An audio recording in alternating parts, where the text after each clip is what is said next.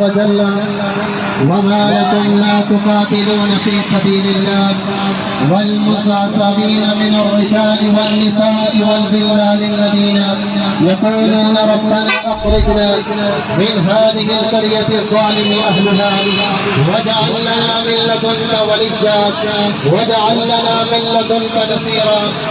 آج ہم طلبہ ڈگری کالج بہاول نگر حکومت پاکستان سے مطالبہ کرتے ہیں کہ وہ اپنے مسلمان بھائیوں کے لیے قدم اٹھائیں،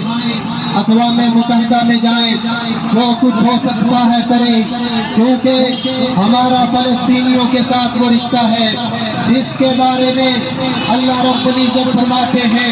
انما المؤمنون اخوہ۔ ہمارا فلسطینیوں کے ساتھ وہی رشتہ ہے جس کے بارے میں پیارے پیغمبر فرماتے ہیں المسلموں کا جسد الواحد، مسلمان ایک جسم کی مانند ہے،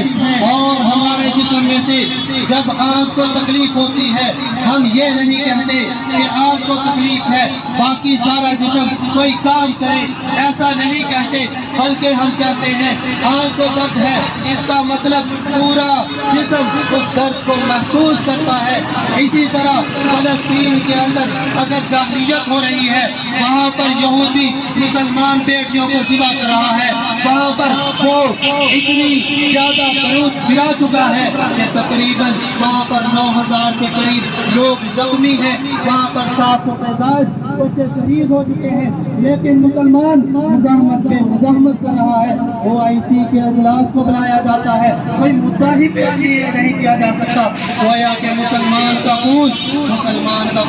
سستا ہو گیا۔ اللہ کی قسم یہ تو اتنے ہزار مسلمانوں کی بات ہے، جاؤ دیکھو میرے پیارے پیغمبر کو وہ کیا کرتے تھے جب صلح حدیبیہ کے لیے گئے، حضرت عثمان بن عفان رضی اللہ تعالی عنہ کو دیکھا تو وہاں پر صلح کے لیے گئے، لیکن وہاں پر افواہ پھیل گئی کہ نعوذ باللہ من ذالک ان کو شہید کر دیا گیا۔ تو انہوں نے کیا کہا تھا؟ 1500 صحابہ 1400 صحابہ بعض روایات میں وہاں پر موجود تھے، پیارے پیغمبر نے یہ نہیں کہا جاؤ صحابہ واپس مدینہ پلٹتے ہیں، وہاں پر ہتھیار اٹھاتے ہیں، کیونکہ ہمارے پاس تو ہتھیار نہیں، ہم تو جنگ لڑنے کی نیت سے نہیں آئے، بلکہ انہوں نے کہا جہاں سے کوئی بھی بندہ ملے گا نہیں، چلے گا نہیں، قدم نہیں اٹھائے گا،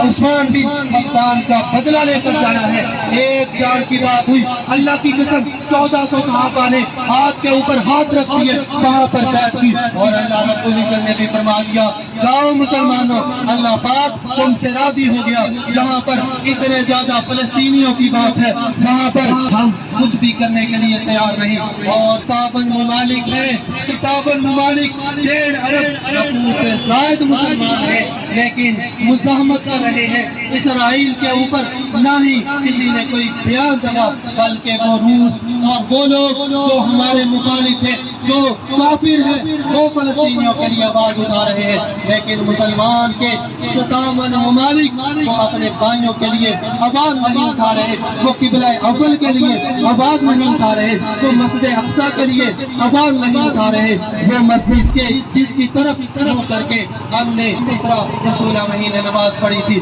زندہ باد فلسطین، زندہ باد فلسطین زندہ باد، ہمارا فلسطین کے ساتھ رشتہ کیا؟ لا الہ الا اللہ۔